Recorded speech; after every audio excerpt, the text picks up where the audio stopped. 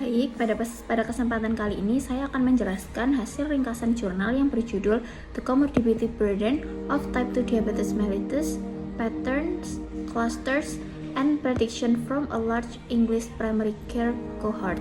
Jurnal ini membahas mengenai beban komorbiditas pada pasien diabetes mellitus tipe 2 atau T2DM, termasuk pola penyakit penyerta, pengelompokan penyakit yang sering muncul bersamaan, serta prediksi prevalensi penyakit di masa mendatang. Penelitian ini membahas tentang beban komorbiditas pada pasien diabetes mellitus tipe 2 atau T2DM, yaitu kondisi ketika pasien diabetes juga memiliki penyakit kronis lain secara bersamaan. Penelitian ini dilakukan karena keberadaan penyakit tambahan dapat mempengaruhi pengobatan, kualitas hidup, hingga biaya pelayanan kesehatan pasien diabetes. Peneliti ingin mengetahui pola penyakit penyerta pada pasien T2DM, memprediksi prevalensi beberapa penyakit kronis di masa depan, serta mengidentifikasi kelompok penyakit yang sering muncul bersamaan. Penelitian ini menggunakan data dari Clinical Practice Research Data Link atau CPRD di Inggris yang dikaitkan dengan data tingkat kesejahteraan sosial masyarakat melalui Index of Multiple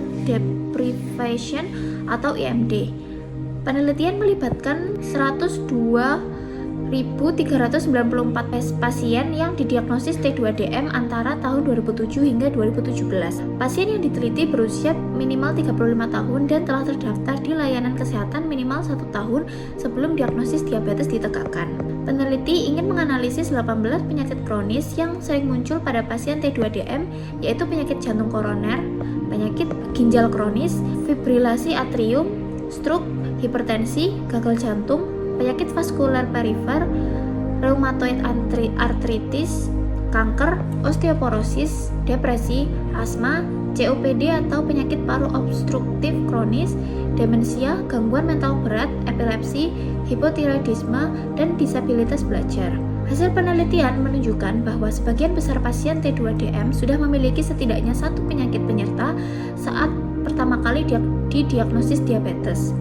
Sekitar 75% pasien memiliki minimal satu komorbiditas, sedangkan sekitar 44% memiliki dua atau lebih penyakit penyerta. Jumlah komorbiditas meningkat seiring bertambahnya usia pasien.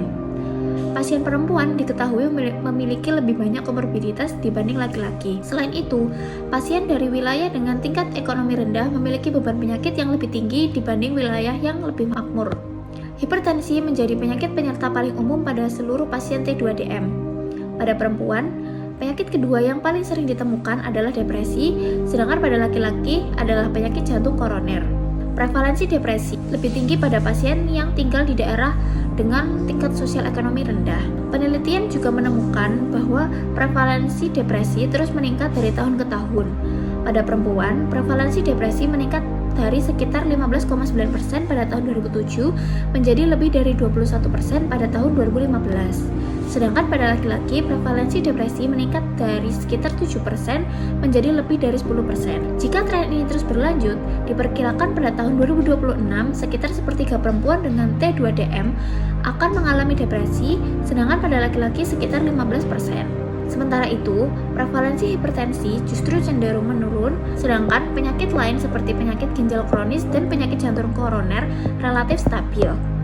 Peneliti juga menemukan bahwa kombinasi hipertensi dan penyakit ginjal kronis merupakan pasangan komorbiditas yang paling sering muncul bersama.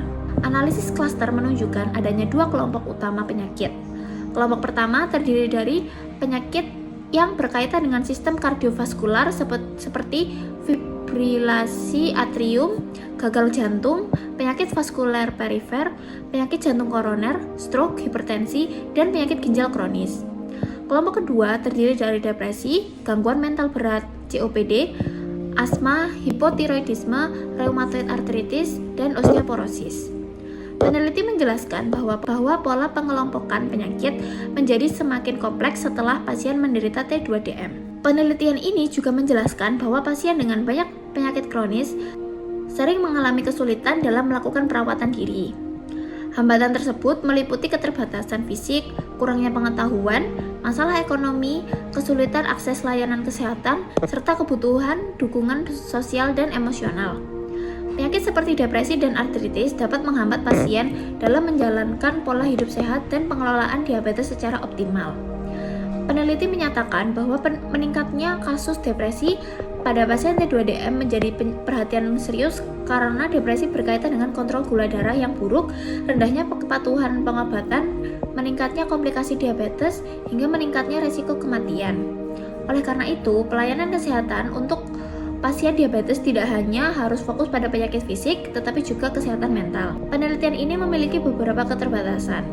Peneliti hanya meneliti 18 jenis penyakit sehingga kemungkinan masih ada komorbiditas lain yang belum dianalisis.